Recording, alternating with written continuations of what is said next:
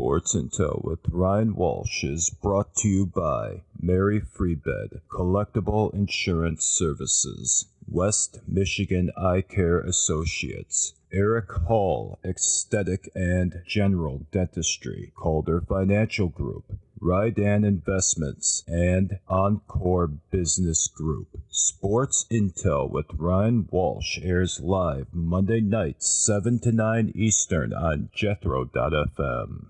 Coming back here with Robert Bondy, we're getting pumped up by this bumper music. We're introducing it this week, Robert. This is kind of more my style, so we're trying this out. But that was Blood of a Lion, but you know that's more Lions themed. But we're talking some Spartans here, and yeah, I'm curious who you think. So we obviously talked about Childs. He plays the most important position. He's going to be a key. I think he's prone to make a leap this year. You saw a lot of good things from him last year, but the accuracy kind of suffered. I know in some of our conversations last year, we talked about how the bigger thing was having the accuracy in addition to all the other tools. I think to a degree he almost has too many tools. So it's like he's got to decide what to do. Whereas a pocket passer just can sit there and go, hey, I got to make the most accurate throw. I'm not worried about running. I'm not going anywhere. If I'm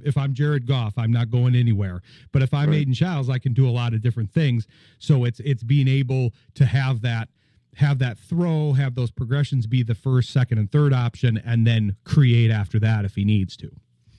Right. Yeah, no, exactly. And I think, Childs will be the one who ultimately drives a lot of the success they have this year, good or bad.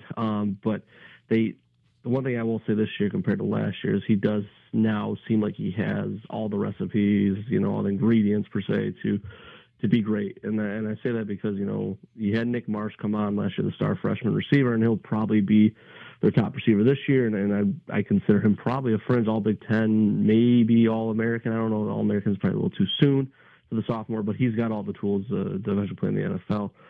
But I really like what they also added in the portal between Amari Kelly from Middle Tennessee State and then Christian McCray from Kent State. And I think they each bring different things to the table to go with what Marsh already had. So I think last year's receiving portal wasn't necessarily bad, but I think it's better this year. So that's going to help Childs in the second year starting.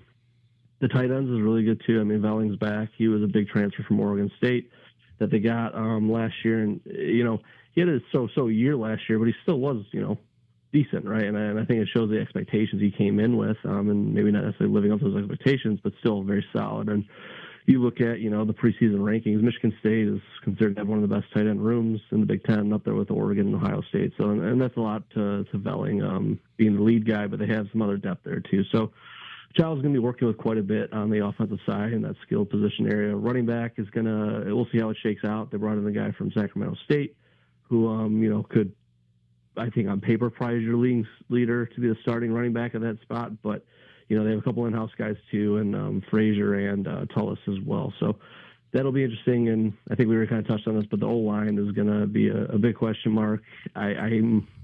I'm optimistic that they're going to be better. They did add some guys with the portal. Connor Moore from Montana State was the FCS All-American edition that got a lot of attention. I know Auburn and Cincinnati and Ohio State were also in on him in the winter portal window. So he's going to be in there. But the thing I always like to be hesitant with offensive line is they're probably going to have 2, maybe 3 starters that come from the portal.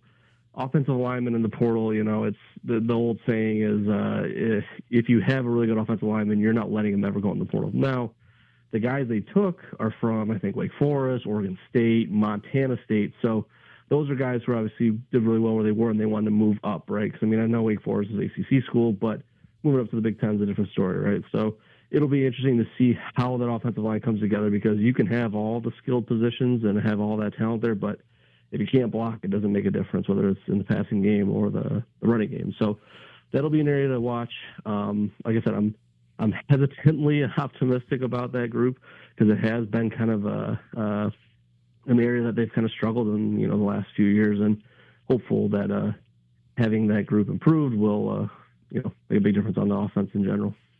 Well, I like that they added to it and tried to tweak it. Hopefully hopefully improved kind of the weak links in that chain, because we both know, watching a lot of football and covering football, that it's the offensive line is more of a chain. It's kind of as strong as its weakest link, and not to single anybody out, and I'm not going to with this particular line, but that's normally how it is. So the more reinforced you can find that. I mean, I think the running back duo was decent last year, but it was harder to see what they could have done with a peak offensive line. But like you said, they improved that receiver room, and I think the Velling note is a good one, because I feel like he kind of got washed out a little bit. I think he is probably, of everybody, will be the most direct beneficiary of Aiden Childs improving his ability to go through the reads and his accuracy. I think Velling would stand to benefit the most. And so if that's the case, I think we're going to see his true potential, because between that and the fact that I think he got washed out a little bit in the strength of that position in the Big Ten. That was an amazing crop of tight ends in the Big Ten. You watch a lot of Big Ten overall. So I'm sure you saw what I saw. We had two that went in the first round from the Big Ten in the NFL draft. That didn't happen very often from one conference. You had two tight ends, Loveland and Warren, from Michigan and Penn State. Not to drop an Indiana item in there, but I think Horton was a fairly solid tight end at Indiana. Now he's on the practice the mini camp team here for the Lions. There was a lot of good guys in there, so I think his name kind of got washed out as Childs was struggling to find him, but that could be a great safety valve headed into next season here. Oh yeah, no, definitely. I think Velling's going to be a guy we see perform more, and I think the big thing too with him is he was a red zone threat with Oregon State before coming over to Michigan State, and I think last year Michigan State's red zone struggles, impacted his output. And a lot of that comes down to, if you don't have receivers that are going to get open or make a difference, then it takes away from your tight end, right? And I mean, we saw with Nick Marsh, he had his spurts, but he was a true freshman. And I think this year, with other more comparable, better receivers around him, the defense can't always double team him. They're going to have to take the other guys a little bit more seriously. That also opens up Velling and the other tight ends. So I do really like the skilled positions and what they have around Childs, including Childs too, for that matter. I think Childs is going to take a jump. You saw it in the second half of the year. He really cut down on the interceptions. I think he's got this persona and this reputation that he didn't take care of the ball. And yes, he did lead the Big Ten in interceptions, but if you looked at, I believe, the 11 he threw, 8 were in the first 6 games, only 3 in the last 6. So there was improvement, there was growth. You give him more weapons, you can truly see the potential there with him. So it'll be interesting. The defense side of the ball, we'll see about too. I like what they've done in certain areas. I think the linebackers in the secondary are also going to be pretty stout. That defensive line is the big question mark. They couldn't get much of a pass rush at all last year. They didn't do a ton to address it in the portal. They've added some guys, but that'll be a big question mark, because you can have a good offense, but if your defense can't get the stops, it is a wash. Yeah, and the one thing, I guess, because we're both being pretty hopeful, and I think there's reason to be, but as somebody that, as you are, follows the Lions a lot, it watches a lot of Lions games. Mm-hmm. One of their main tenets of their growth here, in addition to the grit that we mentioned earlier in the episode and everything, is building inside out, building the trenches out. And it seems like if we're running through the units as you ran through them, the one you were most worried about on the offensive side was the offensive line, and the one you were most worried about on the defensive side is the defensive line. So hopefully, so maybe we've identified something that if that comes together, then they might be able to kind of hit that ceiling rather than be close to that floor that we were talking about.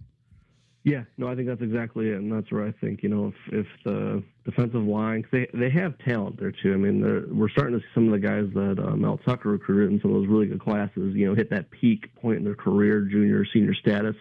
So they have the talent in-house. They have it there. It's a matter of if it hits, whether it's on the offensive line or the defensive line. We're talking about potential for former 4-star recruits that are going to be starting on both sides of the ball. If they hit that potential on both the offensive and defensive line, then yeah, we're looking at something more close to the ceiling. I think because they've elevated the rest of the roster around it and they have more depth, which is a big thing on both those sides of the ball too, I think we're going to see a very unlikely of hitting the floor. And then we're going to probably see them somewhere. If I was a betting man, I'd probably say, 6, 7, 5, right around that win total. But again, I'd be more likely to say they're going to be closer to the ceiling than the floor here in, mid-July now. Yeah, it'll be interesting to see. We'll definitely be checking back in with you because I think it'll be fun to cover this team this season. I think they'll be an interesting team at the very least and provide some interesting content and observations here. So we appreciate you joining the show as always and tell people where they can follow your coverage here. Yeah, no, definitely. I'm always writing Spartans Wire. I think it's Spartans Wire USA Today affiliate. So always check out our preseason coverage there. We'll be coming out with our own preseason Big Ten media poll here in the coming days as we get close to Big Ten media days. And you can also follow me at Robert Bondy 5 on X as well. Definitely give them a follow. It's good stuff. I always check out the Spartans Wire stuff. And we didn't even talk any basketball today. We'll do that at a future episode here because I think the basketball team's going to be interesting this season too. But we'll talk some football first and then move on to that. But we appreciate you joining the show here, and we'll look forward to having you back on soon. Definitely awesome. No, I appreciate it, Ryan. Always enjoy coming on and always available to talk Michigan State football or basketball as we get into closer to the winter. Sounds good. Yeah, we'll have you back on here, and we'll talk to you later. All right. Thanks, Ryan. Thanks, Robert. All right, thanks to Robert Bondy. Appreciate him coming on. We're going to finish up with some basketball here. Bryce Simon, who we've been trying to get on for a couple weeks here, he's been busy and he's been actually out at Summer League, and I haven't had a chance to watch the Pistons in Summer League here. So I want to get his thoughts on the offseason so far and what he's seeing in Vegas there, which is probably not very cool because Mom and I were there a month or so ago, and it was warm then. So we'll talk to Bryce here after the break. Stick with us. You're listening to Sports Intel on Jethro FM. Sports Intel with Ryan Walsh airs live Monday night, 7 p.m. Eastern on 94.9 FM in Grand Rapids, Michigan, 98.9 FM in Plainwell, Michigan, 99.5 FM in Lowell, Michigan, 105.1 FM in Kalamazoo, Michigan, 980 AM in Otsego, Michigan, and worldwide on Jethro.fm. Sports Intel with Ryan Walsh, executive producer, Deb Kay, producer, Rex. Sports Intel with Ryan Walsh.